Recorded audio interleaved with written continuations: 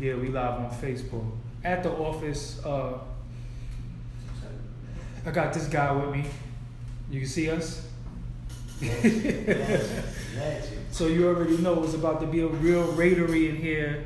Very Waverly Avenue, very Fulton Street, very Green Avenue in here, very Clinton Avenue, very PS 11 Park up in this joint. He's the most requested. Y'all keep asking me, when you gonna have AA Rashid back? So he back. This is y'all just gonna get one of our phone conversations. That's right. We gonna give it to y'all. Y'all gonna get what we've been talking about since we was younger till today. So many things manifested right now from then. Besides your vacation that you took when we was younger. Right. How long was your vacation? Oh, I took a 10-year. Took a 10-year vacation. Yeah. Not in installments, you know. Yeah, no, he did a stretch. It wasn't no, I'm gonna go right back and then go to Cancun and then I'm gonna fly back. Nah, he took a 10-year straight. You know what I'm saying? No all inclusive neither. You know what I'm saying? It wasn't all inclusive. You know what I'm saying? But while he was there, he already had a lot of knowledge, but he acquired more knowledge and was able to come out and facilitate so much. So that's what makes it all worth it, I guess, right? You know what I'm saying? And was able to introduce so much to a community that y'all all know and love. This is one of the guys who helped facilitate that. When it was real, though. At the point when you didn't know something, you got beat up. Or when you talked about something and you couldn't speak on it, you got beat up. Not the internet. We talking about the streets. You know what I'm saying? Wrote books. Right. How many books you wrote? Technically, I want to say I wrote about 12 books, 10 or 12 books, but I wrote like 6 books in the penitentiary when, a bunch of niggas thought they were smart, different ways and shit, trying to look like superheroes. I had already went through that. The universe is mental. The strongest nigga in the whole jail be like under 5 feet. You know what I mean? Yeah, word. So, this shit is this mental. But I wrote the books because I was trying to, in essence, create a future, manifest the future based on my word power, So many of us speak and we love to speak, we love to hear our voices, but how many people would like to actually see themselves and see what you spoke come into existence? Only a few people have the opportunity to do that in one lifetime, you know what I mean? So, we are exceptionally intelligent and important in the culture because we encompass a demographic of people who was introduced to reality after the white man had already removed logic, rhetoric, and music from the colloquialisms in school.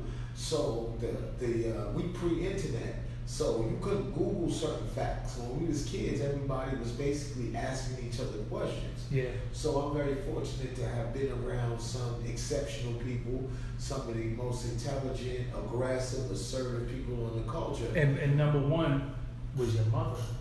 His mother was the first one. He came out the womb of knowledge. You know what I'm saying? Was born into it. And I just want to say, like, due to being in the streets and being under certain certain environments, it makes you do certain things. So even though we knew better, right, motherfuckers was hungry some days. Right. And when you're hungry, like I give y'all the analogy all the time, the lions will play with the gazelles, the elks and everything, right, until you get hungry. Right. And then he hunt. Right. Then we can't drink water together no more. And people think that they patterns and their behaviors as humans derive solely from their mind, and that's not the case. How is it that you wasn't bequeathed with a full comprehensive understanding in colloquialism to embrace the concept of hunger? You are instinctively born with that. Yeah. So ingenuity and genius comes from your hunger. Some niggas is hungry for crackers, not whitey. Like saltines and grits, yeah. Just want Kraft cheese. Some niggas hungry for filet mignon. Yeah. You feel me? So it's different layers to it. You know what I'm saying? So in everybody's journey towards becoming, accomplished or knowledgeable of yourself, what you have to do is encounter that real talk with yourself. Am I in the steaks and the peanuts? You know what I'm saying? A lot of people be wanting motherfucking steak on a peanut diet, you know what I'm saying? And then me, I had to realize, I have high-end information. I'm very intelligent, you heard? Brilliant person. However, I was in jail my whole 20s. I'm financially illiterate. Nigga asked me how to do. I spend money off of emotional reasons, because I'm still like I still act like I'm a stick-up kid. Like the money gonna come tomorrow. I'm gonna just go take another bump. You know what I mean? Like this, boom, and that ain't the case. So yeah, you can know everything. You know what I'm saying? But then you can, at the end of the day, you know a motherfucking thing. You feel me? So life is interesting and it's a journey. You know what I'm saying? For not for sprinters though. It's for now. But when you was, and we giving y'all this is not what we're going to talk about in the interview. We talking about music in the interview because he did something incredible, legendary, Supreme Blind Tell album. So we gonna talk about that. But I'm just giving y'all a glimpse of, for y'all that don't know him. When we was out there in the streets doing what we was doing, the target was Midtown Manhattan. Right. You know what I'm saying? And that was the gold mine. And if you was from Brooklyn, digging pockets in Midtown was like, you was gonna eat, you was gonna smoke, you was gonna drink, you was gonna do all of that. It used to be petty larceny until the brothers from the East New York had a court case and the Vic died. They turned it into a robbery. So digging was where a lot of that drug money came from. A lot of Brooklyn narratives about all that money came from somebody digging a pocket. So when I look and I see people that's lit, you know what I mean, on this shit, this narrative where they used to sell dope, and then I look at their contemporaries, the people around them was in pocket digging. You know what I'm saying? The niggas was getting up early in the morning, and that's where the fashion come from. You ain't finna go to the Diamond District looking like no bum and be around the jewels to get close enough to no envelope. Because this is worth everything I love. Can't nobody tell me nothing about nothing. I was in the penitentiary with the best and the brightest. The Brooklyn shit reigned supreme from here to everywhere. You heard? Out of hunger though. You heard? Hunger. I wish your hood had a diamond district. Y'all would have a different dialogue than us. You heard? We got a diamond district. We get on the train, a few minutes, you be on 47th Street. You heard? You ain't got no excuse. So I know all of them niggas Sharif, Chucky, all them niggas from motherfucking my sons and them from Bushwick and all Nostrand Avenue. And they rock niggas coming. I used to get up early in the morning and go gym with Sherman and them from Franklin, Riff Raff, and all them Canna. You heard? The twins, you gotta get up early. You heard? This shit is not a game. So digging and all that, I know people mixed emotion and then took, when they was 15, 14 years old, the niggas took a dub. 20,000, 25,000, 5,000. Rome from the projects. I never forget Lil Tone and Rome. Rome used to come see us in PS11. We 15 years old. Rome pulling out 5 bands. Yeah, because Rome, and then what Rome did, he showed us the new game. He was like, yo, I'm not digging pockets. I'm going to go in the restaurants and ask till I use the bathroom. And they hang up their coats. So he would go in a restaurant and slam the coats. Yeah. You know what I'm saying? So yeah. This is for educational purposes we talk about. And it's all about ingenuity. Yeah. Ingenuity comes from hunger. We think from our stomach. A lot of y'all think you fancy yourself conscious when you hear the word chakra. Chakra should really be reinterpreted. Y'all should understand it for what it is. It's one of the brains that you have. You have 7 brains in your body. You know what I'm saying? So you've been scared. You ain't feel fear in your mind. You feel fear in your chest, in your midsection, in your solar plexus, your breadbasket. You heard? So if you look at, if you was to do a dissection of yourself and look at your breadbasket or your glandular areas of your body, they represent the brain. They have a cortex around them. So there's complex thoughts being emitted from your midbrain, your throat, your chest area, your midsection, your stomach, your genitals. And you know what's crazy, right? When you get scared, what's the first thing you say? Scared the shit out of him. Scared the nigga so bad he got a shit. Right. So it's come from your stomach. Right. You know, when you get anxiety, you feel it, you get butterflies. That's right. you now, know. Adrenaline is so powerful that it can't just sit in the brain as a liquid. It has to sit in your midsection. Yeah. And you have to protect it. It's very significant. The part that people protect in a fight. If you ever had a fight, if a nigga hit you mad hard in your face, you don't feel it right there. Yeah. You just see reality change around you. Yeah. Shit, nigga be like, oh shit, the Matrix. Like nigga like shoot your drink up or something. You're like, you're on a roller coaster. Yeah. But let a nigga hit you in your solar plexus. Yeah, or your stomach. It's over. Or your stomach. Like right here. Yeah. It's over. Or your nuts. You're going down. You can take a face shot. Right. Yeah. So those are brains that don't have a skull. There's nothing to protect it. You know what I'm saying? So hormonal responses. A lot of people think that they are what they think. You're really not what you think. You are the content of your hormonal composition during the circumstance that you experience your experience. So you see Hannibal, the movie with Hannibal Lecter? Yeah. When the dude tried to get the pigs to eat him in Clarice, and he lifted up the pigs, the wild boars, and carried her to freedom is because animals, the reason why the ancients used animals, because animals can only be themselves. You know, they have specific behaviors.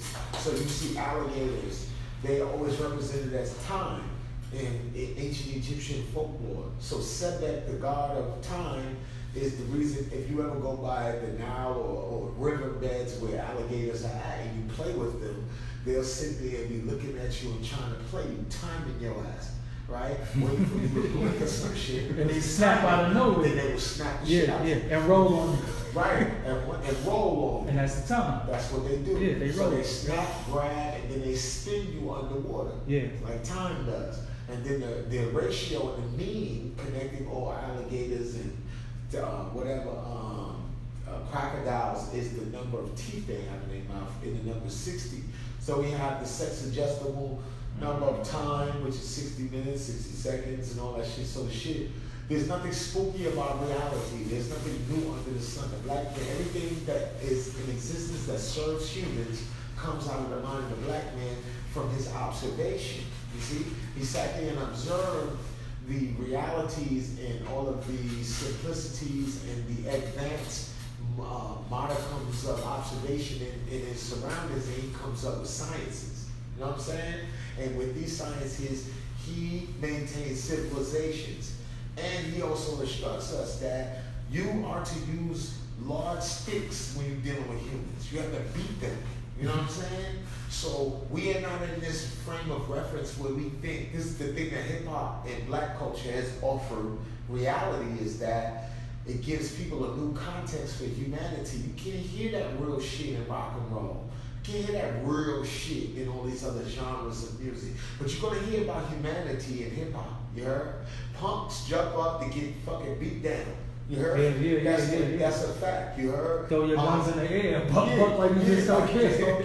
When I die, fuck it, I want to go to hell. Yeah. You know what I'm saying? So these narratives are concepts connected to culture, and within the context that they reside, do we define the linear format of history. So you can't there's no part of history that you cannot find a black man. You heard? So I'm inclined to say this, that everything in the civilized world that serves humanity, there's a huge degree of truth to this, that it all derives from the mind of the black man.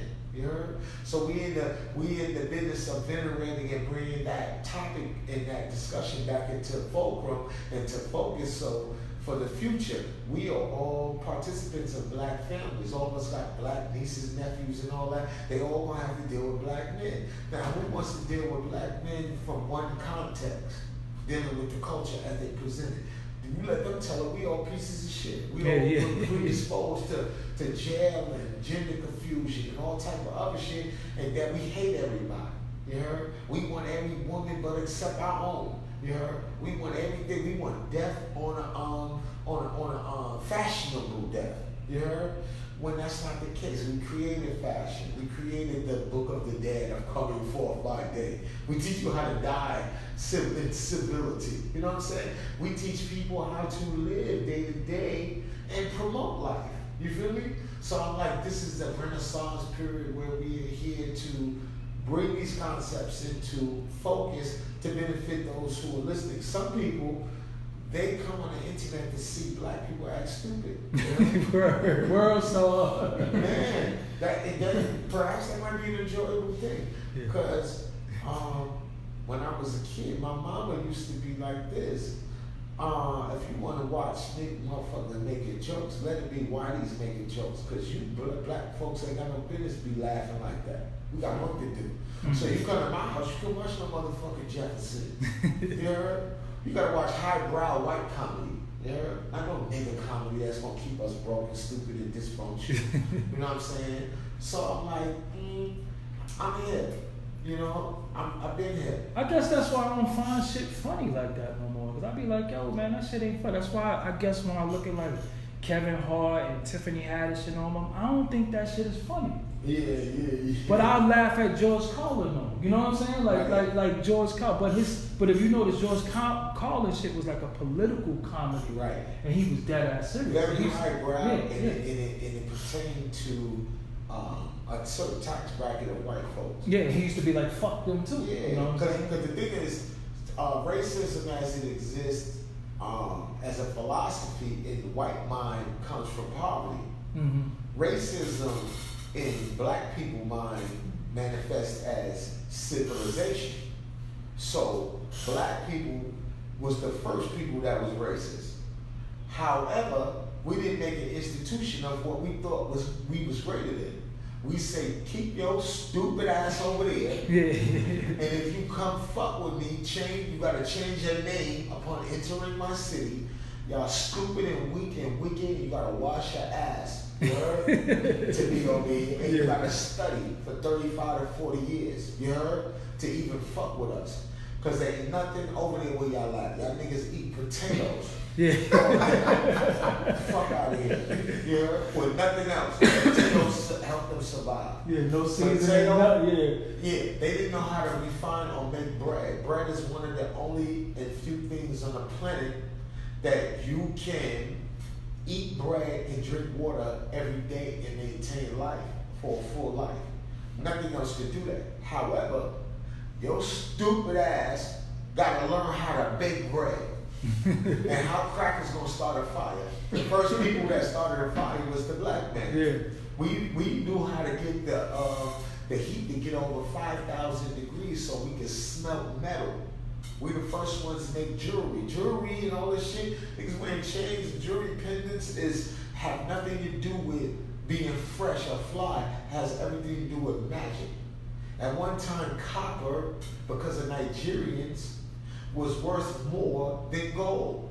Then the colonizer came, and why? Because copper was always used for talisman making. You heard? So, jewelry is a part of religion. If you go to jail, you can get a gold chain in jail. Did you know that? Mm.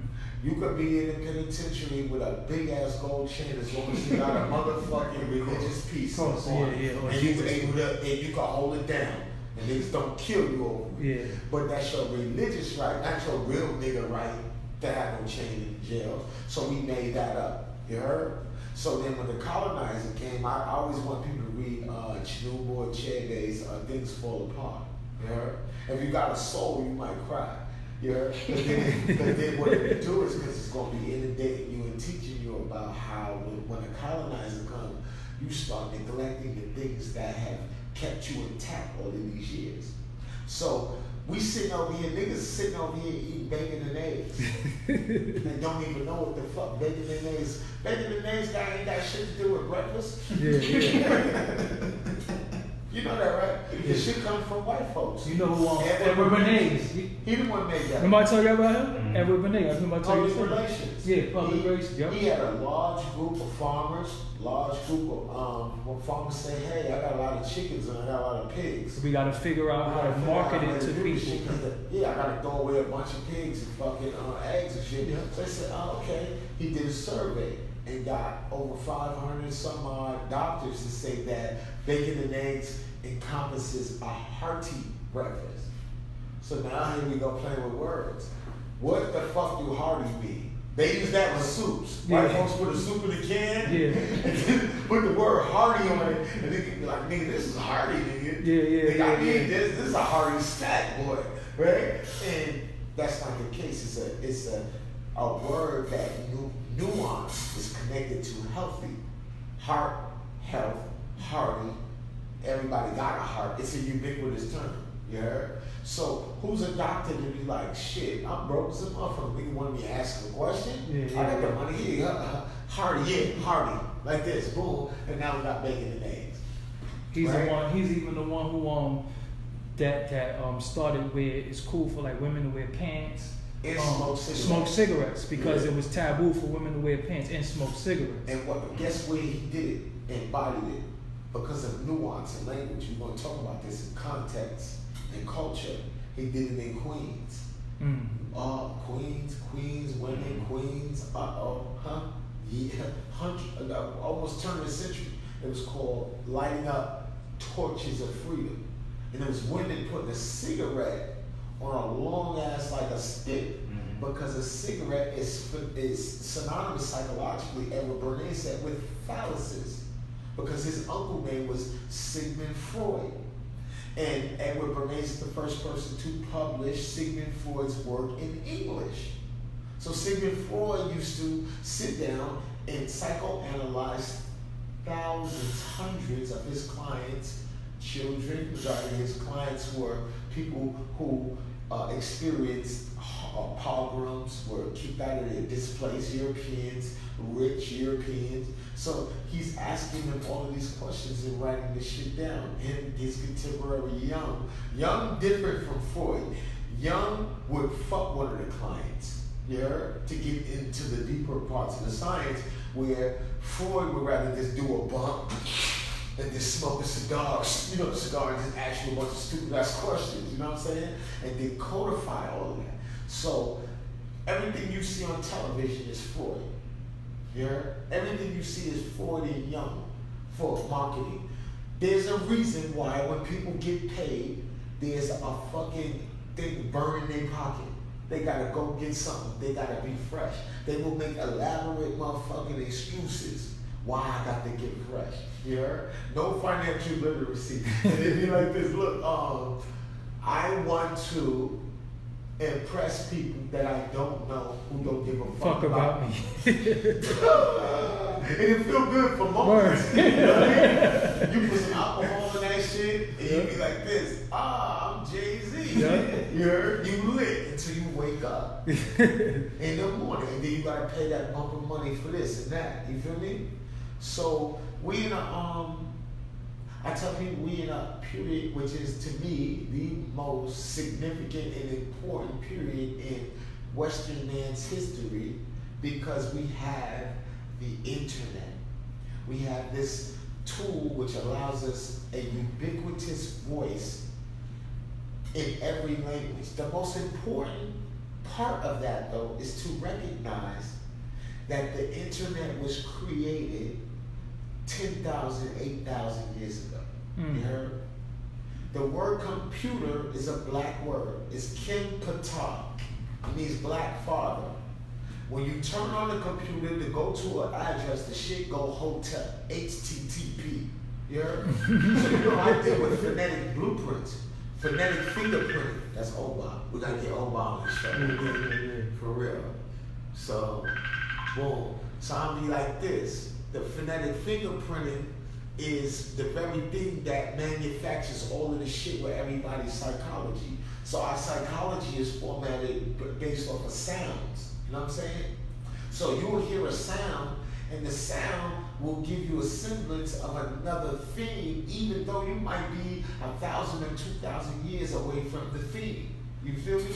So it was thousands of years ago. In order for you to call somebody in certain cultures a king from a certain Kushite dynasty, you had to call him a nigger. You heard? You got to call him a nigger. But now they got to punch a bunch of niggas on them boats, beat the shit out of them, cut them, maim them, brand them, kill them, stomp their kids out in front of them.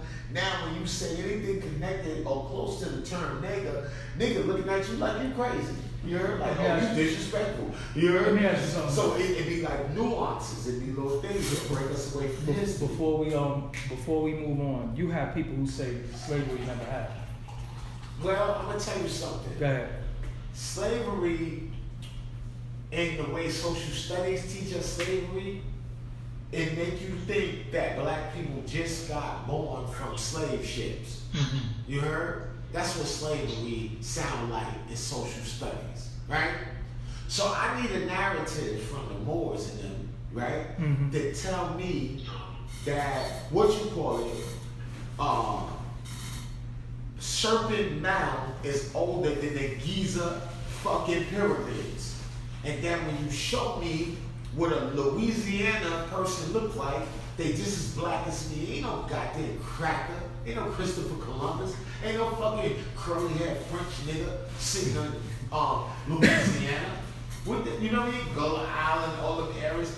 You mean to tell me that the earth is that ignorant that it would never have nothing black over here until crackers got to bring niggas over here on a slave ship? So y'all fucking with colors and you making me think black is only an experience from a slave ship to America. God damn it, black ain't me. It's the color of the homie shirt. You heard? I mean more. Colloquially, according to Shakespeare, they call us Moors inside of their literature to distinguish us. You heard? I've been to Europe. Nigga, I went to Germany. They got buildings with black motherfucking kings on the building that they not finna tell you about. That ain't none of y'all business because y'all under the social studies narrative. You heard? Y'all hero is Sojourner Truth, Harriet Tubman, Malcolm X, Martin Luther King. You heard? You niggas ain't never went to school and they taught you about Hannibal of Carthage, Taharka. You don't know nothing about that shit. You never heard of the Punic Wars. None of that shit. You never heard of that shit. You never heard of the Minoan people, that they're Parthenon in Greece. Crackers came into, they gentrificated the area and it was ruins there. And then they sat up there and it was like this. Brutus, acting like crackers, killing each other, acting like they writing logic and all this shit. Ain't no fucking such thing as Aristotle or Socrates. Those are terms and titles attributed to people. You know? That shit is fake. You know what I'm saying? And a lot of Greek myths comes from the late 1950s, just to get that travel industry and people interested in going to the dead-ass Iberian Peninsula and being around some dead-ass crackers with some dead-ass languages. Yeah. Get the fuck out of here. Ain't no such thing as Greek. It's Coptic. They're speaking Ethiopian. Crackerish. That's it. You feel me? So, this is the thing that people scared of. They scared of some shit that my mama taught me. My mama Ben told me this when I was a little boy. She said, you know, the motherfuckers hate you. And I was like, come on, man, you bugging. And she's like, everybody hates you because you know something. And now that she's not here, she's the smartest person in the world to me. Because I see what she means by that. You heard? People are predisposed to not liking information that will offer you something to do. Niggas have responsibilities. If a nigga say, oh boy, did you know that if you get up at 8:30 in the morning, you might be a legend? That made niggas feel bad. Yeah. It's fucking shit. Tell me when to get up. Yeah. Now I got to get up early and be about something, boy. Fuck out of here. Fuck out. Like my brother. Like my brothers say, motherfuckers wake up every day just to fail. Like you got up today to be a failure. No, this the illest one. Niggas party every day to celebrate failure. Yeah. What the fuck is y'all got a party for every week? You drinking and smoking every day. It ain't the tunnel. Yeah. What are we doing? Who won? Like nobody. What? I'm better than you. You better than me. What's up, boy? Yeah. Let me hold something. where, you know what I mean? So I'm like, interesting, you know what I mean? At best, you know what I'm saying? We're gonna figure it out though. Give me your Instagram. This is for Facebook. We about to get into our 1, 2 thing. This is just something separate we was doing. I only like Facebook for people. I mean, not Facebook. I meant to say Instagram. No, I feel you, but Okay. I only like Facebook to see people that really know me before I was a teacher, to see them like what I do. You To see Ahmed. Yeah. Not A.A. Rashid. Yeah. If you come around my way and be like, yo, oh, this is A.A. Rashid. Or do y'all know A.A. Rashid? You're going to be like, who the fuck you talking about? Because y'all was telling me about A.A. Rashid, and I was like, who the fuck is that? It was like, he from Ahmed. I'm like, oh, Ahmed. Oh, I know Ahmed. I never even knew your name was Rashid.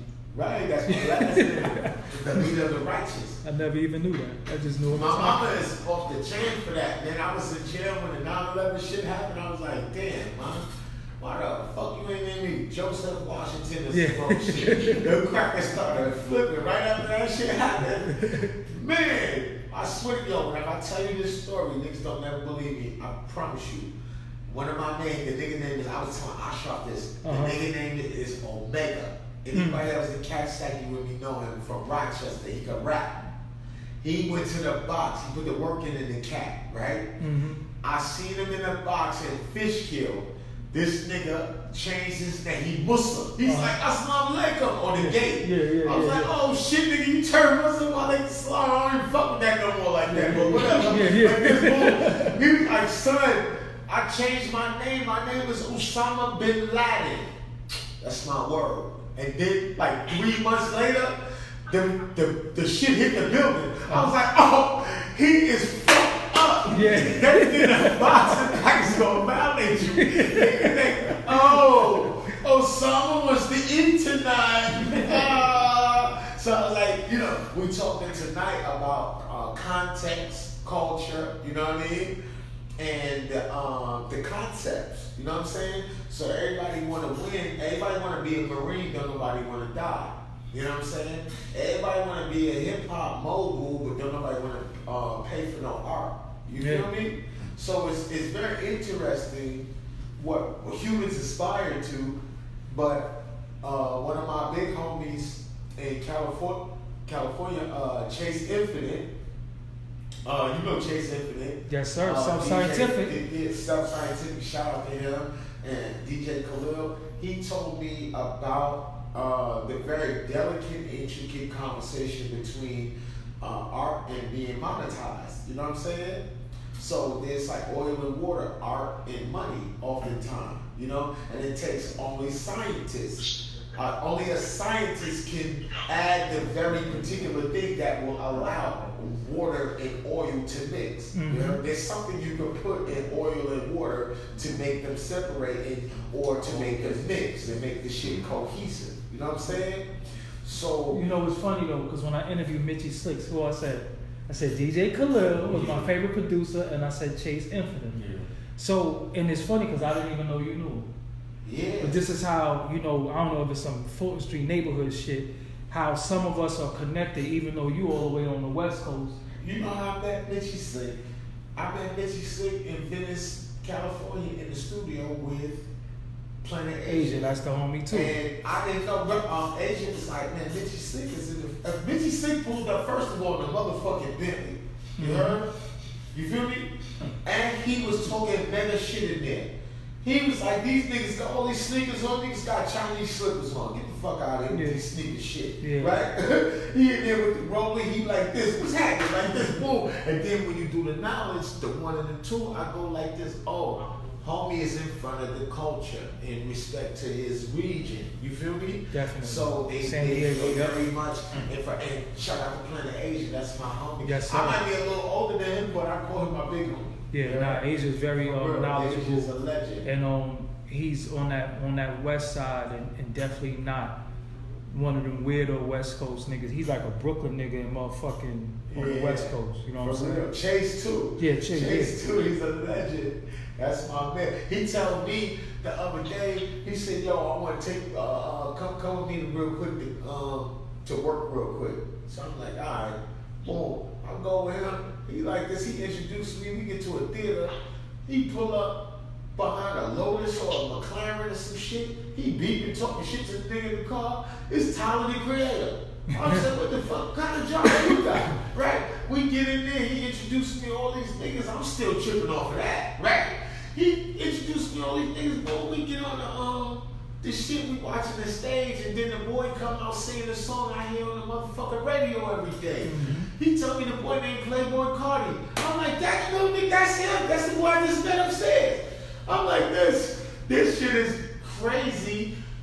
When you figure out culture is the motherfucking main modicum of exchange, and the only way that you have access to it is you have to have the social narratives and the ability to speak to people about art. If you cannot speak about art, if you cannot speak about high-end culture or the ability to monetize these ideas, then all these fucking social interactions are fucking insignificant. Yeah, your likes and follows don't mean. Your likes and follows don't mean shit. So if a nigga go right now to my Instagram, my shit is AA Rashid Art. I don't follow a motherfucking thing. I can't follow nobody. Picture me following a nigga, and I was around the niggas that you can't never be around. You'd have to go to jail or be a crazy nigga to be around the niggas. Picture me giving you that sauce, and I'm following you. And I don't like that feeling. I want a nigga thinking, if I go and like a nigga picture on the Instagram, he know that I went out of my way to go like that shit. Because I can follow your ass. I don't know what the fuck you doing. I can get notifications for what the fuck you doing. You heard? So there's a value in that. If I see you doing something that I fuck with, and I like the shit, I like it, that's it. But you ain't gonna be thinking that you did something slick to make Ahmed like that shit. Got me fucked up. So this is what we about to do. We're about to get into this interview. We just, like I said, this is a phone conversation that we normally would have on a day-to-day basis. We just let y'all in on it. Doggie Diamonds No Filter is the podcast. You should be subscribed to that. I'm not gonna keep asking y'all motherfuckers to subscribe. I don't mean to call y'all motherfuckers, but if you ain't subscribed, you a motherfucker, because y'all subscribe to these other motherfuckers that you don't know, that don't fuck with you. I fuck with y'all and y'all know me, so there's no way you should know me as a man and don't subscribe to my shit and you subscribe to strangers. It just doesn't even make no sense. And y'all the niggas who keep asking me for shit, and I always give you and I always help you. But there's no reciprocity. All I ask you to do is click a fucking button. You know what I'm saying? And people who give you nothing. But why do you love the devil though? I'll let you answer that.